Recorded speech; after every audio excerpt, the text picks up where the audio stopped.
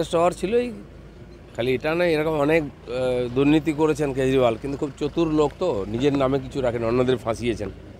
তদন্তে এখন বোঝা যাচ্ছে সব কিছুর মূলে উনিই আছেন, তো নিয়ে গেছে, জিজ্ঞাসাবাদ করলেই বেরোবে সব।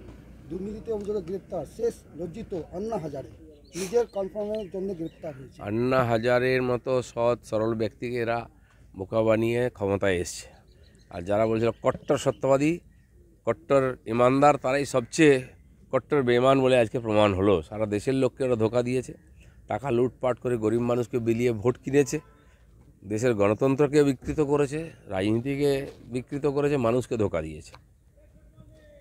দুর্নীতি তদন্ত এবার ইডি, রাজ্যে আরও এক মন্ত্রী চন্দ্রশেখর সিনহা বাড়িতে তল্লাশি। যত দুর্নীতি হয়েছে পশ্চিমবাংলা দেখুন একটার সঙ্গে একটা জুড়ে আছে, আর কোনো না কোনো নেতা কোনোটার সঙ্গে যুক্ত আছেন, টিএমসির, কেউ বাইরে নয়।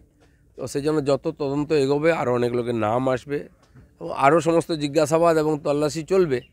এ তো বিরাট বড় চক্র, সময় লাগবে। রাজ্যের মুখ্য স্বরূপ বাড়িতে আনা 4 দিন ধরে হচ্ছে। ঠিক আছে, যার যার নাম এসছে কোথাও না কোথাও, সেখানে আনা হচ্ছে। এরা সব সন্দেহের উপরে কেউ নাই। রাজ্যের মুখ্য সচিবকে নোটিশ এবার হাইকোর্টের, যে সরকারি অফিসাররা তাদের বিরুদ্ধে এই দুর্নীতিতে গ্রেপ্তার হয়েছে তাদের বিরুদ্ধে মামলা করার জন্য অনুমতি চাইছে সিবিআই। আজ দিল্লির মুখ্যমন্ত্রীর ক্ষেত্রে যেটা হওয়ার পরে তিনি অ্যারেস্টও হয়েছেন। পশ্চিমবাংলায় আমলা, পুলিশ, নেতা, এদের যে মিলিত এই যে চক্র, যে ঘটনাগুলো ঘটছে, গার্ডেনডিচে বিল্ডিং ভেঙে পড়া থেকে আরম্ভ করে দুর্নীতি, সব কিছুর মিলে এরকম নেক্সাস আছে। ধীরে ধীরে একটা ঘটনা ঘটছে, তার সঙ্গে অন্যটা জুড়ে যাচ্ছে। তো কত বড় চক্রান্ত আর কতদিন ধরে চলছে, কত গভীর, সেটা ধীরে ধীরে মানুষ বুঝতে পারছে। প্রধান বিচারপতি ক্ষুব্ধ হয়েছেন যে বিজেপির যে লিগ্যাল সেল, তারা রেজিস্টারের যারা কর্মী তাদেরকে হুমকি দিচ্ছেন। এই ঘটনায় প্রধান বিচারপতি তিনি ক্ষুব্ধ, তিনি বলছেন এইরকম ঘটনা বাঞ্ছনীয়। আমি জানি না কতটা সত্য মিথ্যা, ওনার হাতে ক্ষমতা আছে, করা উচিত, কিন্তু আমরা এটা দেখেছি হাইকোর্টের বিচারপতি গিয়ে ধমকি দিয়ে তার বাড়ির সামনে ধর্ণা দেওয়া হয়েছে, রীতিমতো তাকে ধমকানো হয়েছে তার বিরুদ্ধে কেন যাচ্ছেন বলে। এগুলো সবাই প্রকাশ্যে দেখেছে, এটা সত্য মিথ্যা আমার জানা নেই। প্রধানমন্ত্রী কথা রাখেনি, আমাদের পঞ্চায়েতগুলো জেতান, আমরাই বাড়ি বানিয়ে দেবো, অভিষেক বলছেন। ঠিকই বলেছেন, কার বাড়ি বানিয়ে দেবেন সেটা বলেননি, নিজের কর্মীদের নেতাদের বাড়ি বানিয়ে দেবেন এটা সবাই দেখতে পাচ্ছে। পঞ্চায়েত ওনারা সব জিতে আছেন, লুট করে জিতেছেন। কটা বাড়ি তৈরিছেন মোদিজির দেওয়ার টাকায়? সব নিজেদের বাড়ি তৈরি করছেন। টিএমসি নেতাদের বাড়ি তৈরি করার জন্য মোদিজি টাকা পাঠাননি। এখানকার এসসি, এসটি, ওবিসি গরিব মানুষের আর বাড়ি বানিয়ে দেওয়ার জন্য দিয়েছিলেন, কিন্তু সেটা হয়নি, সেটা লুট হয়ে গেছে। শাহজাহান বন্দি বা সন্দেশখালীর বাঘ, কিন্তু বেশিরভাগ প্রশ্নেরই উত্তর দিচ্ছেন না বলে সূত্রের খবর।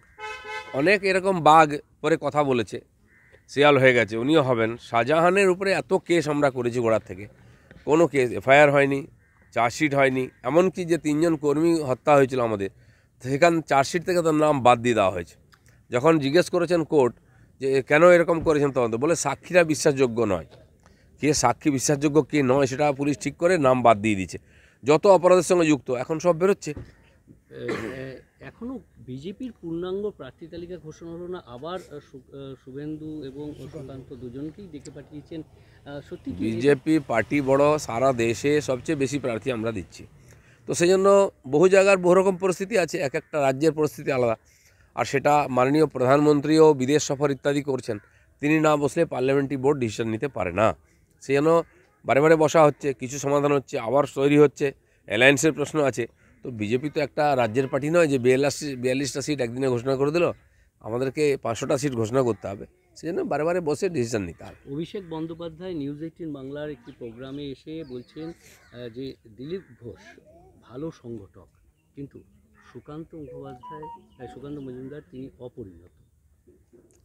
যে যার দৃষ্টিতে যে যেমন দেখে, আমি সংগঠনই করেছি, সেটা ওনার উপলব্ধি, উনি বলেছেন। দাদা লাস্ট কোশ্চেন, সন্দেশখালী 3 বিজেপি কর্মী খুন, মূলত অভিযুক্ত চার্জশিটে কেন বাদ শেখ শাহজাহানের? তদন্ত অফিসারদের ভর্সনা হাইকোর্টে বলে দিলাম তো, হয়ে গেল তো, হয়েছে। Thank you. ডিজিটাল খবরিলাল, খবর আপনাদের, নজর আমাদের।